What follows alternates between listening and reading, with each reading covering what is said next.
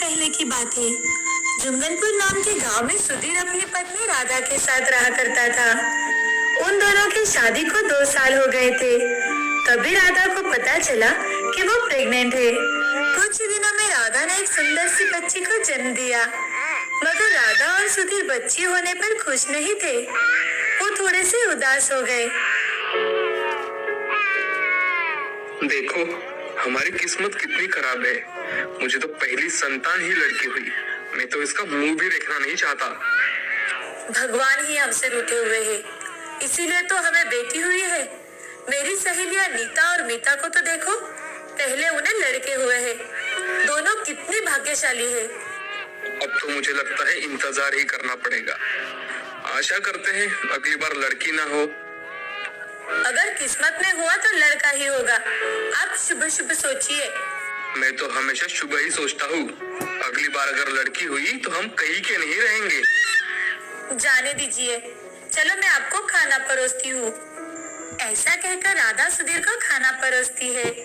सुधीर भी खाना खाकर अपना काम करने चला जाता है। अब 1 साल बाद राधा फिर से गर्भवती रहती है और उसे इस बार लड़का ही चाहिए था, लेकिन उसे इस बार भी लड़की ही होती है। लड़की को देख राधा फूट फूट कर रोने लगती है। राधा और सुधीर को इतना बुरा लगा कि वो मातम मनाने लगे, जैसे उनके घर में कोई मर गया हो। उन्होंने उस दिन कुछ भी खाया पिया नहीं। हे भगवान, तुम हमें किस बात की सजा दे रहे हो? अरे 2 लड़कियां छाती पर मूंग दलने आई है। अरे ये दोनों तो पराया धन है। अपने घर से धन संपदा बटोर कर चली जाएगी। इससे हमारा वंश तो नहीं चलेगा। सुधीर और राधा दोनों भी अपने बेटियों के प्रति अच्छा व्यवहार नहीं करते थे। उन्हें कोई वजह हो या ना हो, उन पर अपने भड़ास निकाला करते थे। बेमतलब ही राधा लड़कियों की पिटाई कर दिया करती थी और नासमझ उम्र में ही उन्हें घर के सारे काम करने पड़ते थे। कुछ साल बाद उनके घर में लड़के का जन्म हुआ और राधा और सुधीर बहुत खुश हुए। राधा और सुधीर इतने खुश थे कि उनके खुशी का तो जैसे ठिकाना ही नहीं था। उन्होंने अपने लड़के का नाम प्रिंस रखा। उसकी देखभाल भी दोनों प्रिंस की तरह ही कर रहे थे। उसके खान पान में कोई कमी नहीं थी। उसने जो चीज मांगी वो उसे समय पर मिल जाया करती थी। दोनों बहनें रीता और सीता भी उसका बहुत अच्छे से ख्याल रखा करती थी। वे दोनों अपने भाई की बहुत सेवा करती थी। उनके माता पिता हमेशा उन दोनों बहनों में भेदभाव करते थे। एक दिन रीता अपनी माँ से, माँ, प्रिंस देखो ना कितने मजे से आम खा रहा है, मुझे भी एक आम खाने को दो ना। अरे 2 ही आम है घर में, आज ये एक खाएगा तो कल एक खाएगा। वैसे भी तुम दोनों आम खाकर क्या करोगी? प्रिंस का आम खत्म हो जाए तो जो बाकी है वो तुम खा लेना। ऐसा कहकर माँ वहाँ से चली जाती है। एक दिन प्रिंस सुबह दूध पी रहा था, तभी सीता वहाँ आकर, मम्मी मुझे भी थोड़ा दूध दे दो ना, मुझे भी दूध बिस्किट खाने का मन करता है। इतनी महंगाई में 50 रुपए लीटर का दूध हम तुम्हें कहाँ से दे? हमारे पास इतने पैसे नहीं है। मम्मी मुझे भी दूध पीना है, मुझे भी अच्छा खाने का मन करता है। वो लड़का है, उसने अच्छा खाना पीना ही चाहिए। वो आगे जाकर हमारी सेवा करेगा। तुम दोनों तो अपने ससुराल चली जाओगी, ये हमारे घर कमा के लाएगा। तुम दोनों तो यहाँ बस बटोर कर जाओगी। ऐसी बातें रीता और सीता को बहुत बुरी लगती थी। वो हमेशा अपने माता पिता से, माँ हम दोनों ऐसा नहीं करेंगे, हम भी बड़े होकर कमाएंगे, पिताजी और आपको संभालेंगे। रीता की बातें सुन राधा और सुधीर हंसने लगते हैं।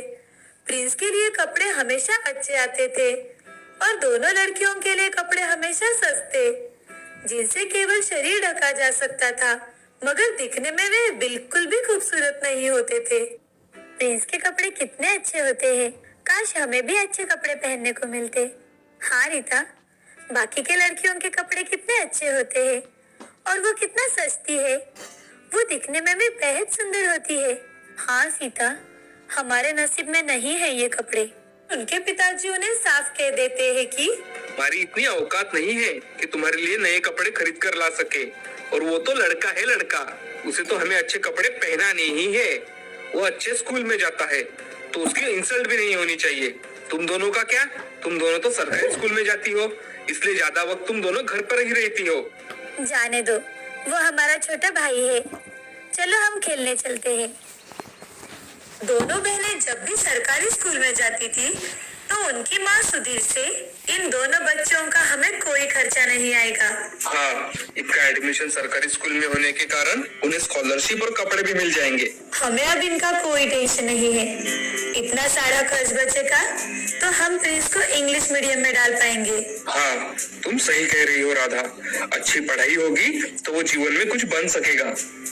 ऐसा कहकर राधा प्रिंस को प्यार से पुचकारती है।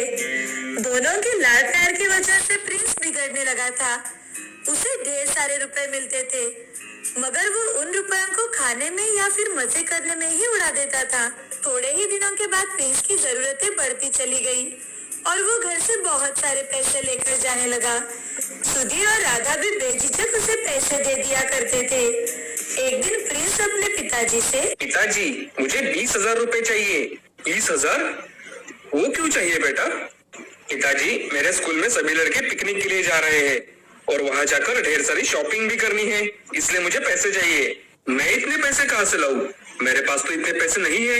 सुधीर की बातें सुन प्रिंस सुधीर से, ऐसे तो आपको देने ही पड़ेंगे पिताजी।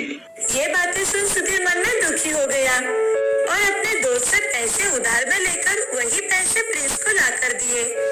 उसके व्यवहार से सुधीर बहुत चिंतित रहने लगा। वो अपनी पत्नी राधा से, राधा, देखो प्रिंस हमारा कितना पैसा खर्च कर रहा है और उसका रिजल्ट भी अच्छा नहीं, जबकि रीता और सीता स्कॉलरशिप में पढ़ाई कर रहे हैं और उनका रिजल्ट भी अच्छा है, साथ ही साथ घर का काम भी करती है। तो क्या हुआ? वो लड़कियां हैं, उन्हें तो काम करना ही पड़ेगा। अब लड़के घर का काम थोड़ी ही करेंगे। एक दिन प्रिंस ने सुधीर से 50,000 रुपए की मांग की, जो मांग सुधीर ने पूरी नहीं की। सुधीर को प्रिंस की आदतों पर शक होने लगा था, इसीलिए सुधीर ने प्रिंस को पैसे नहीं दिए और इसी बात से नाराज होकर प्रिंस अपनी पढ़ाई पूरी करने के लिए हॉस्टल में रहने चला गया। उसने सुधीर और राधा से बात करना तक बंद कर दिया था। कुछ दिनों बाद प्रिंस की पढ़ाई पूरी हुई और वो इंजीनियर बन गया। और सीता स्कॉलरशिप में पढ़ाई कर रहे हैं और उनका रिजल्ट भी अच्छा है, साथ ही साथ घर का काम भी करती है। तो क्या हुआ? वो लड़कियां हैं, उन्हें तो काम करना ही पड़ेगा। अब लड़के घर का काम थोड़ी ही करेंगे। एक दिन प्रिंस ने सुधीर से 50,000 रुपए की मांग की, जो मांग सुधीर ने पूरी नहीं की। सुधीर को प्रिंस की आदतों पर शक होने लगा था, इसीलिए सुधीर ने प्रिंस को पैसे नहीं दिए और इसी बात से नाराज होकर प्रिंस अपनी पढ़ाई पूरी करने के लिए हॉस्टल में रहने चला गया। उसने सुधीर और राधा से बात करना तक बंद कर दिया था। कुछ दिनों बाद प्रिंस की पढ़ाई पूरी हुई और वो इंजीनियर बन गया। प्रिंस इंजीनियरिंग कर रहा था, तभी उसे सिया नाम की लड़की से प्यार हो गया। वो अपने माँ बाप की इकलौती संतान थी। देखो प्रिंस, मैं पहले से ही बता देती हूँ कि डैडी को घर जमाई चाहिए। तुम्हारे माँ बाप को इस शादी में भी शामिल नहीं होने दिया जाएगा। उन्हें बताओगे तो हमारी शादी ही नहीं होगी। और खबरदार, जो हमारे यहाँ उन्हें लाकर रखा तो मैं फालतू के झंझट नहीं पालना चाहती, समझे? प्रिंस ने सिया से शादी कर ली और अपने ससुराल में घर जमाई बन के रहने लगा। अब सुधीर और राधा बिना बेटे के ही रह गए। तभी रीता उनके पास आती है। पिताजी, मेरा सिलेक्शन हो गया है बैंक में मैनेजर की पोस्ट के लिए। अरे वाह बेटी, ये बैंक का फॉर्म तुमने कब भरा था? पिताजी, आपको तो टाइम ही नहीं मिलता कि आप मेरी कोई एक्टिविटी देखें। सीता का क्या हुआ? उसने भी तो कौन सा फॉर्म भरा था ना? हाँ, उसने कोई फॉर्म तो भरा था। थोड़े ही दिनों बाद उसका रिजल्ट भी आ जाएगा। कुछ ही दिनों में सीता का भी फूड इंस्पेक्टर की पोस्ट पर सिलेक्शन हो जाता है। तभी सुधीर राधा से, राधा, हम दोनों ने बहुत बड़ी गलती कर दी।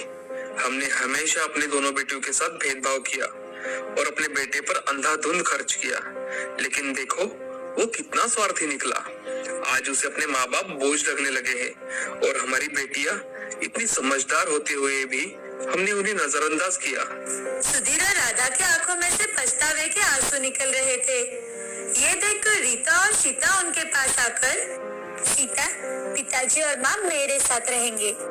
नहीं, बिल्कुल नहीं रीता, वो दोनों मेरे साथ ही रहेंगे।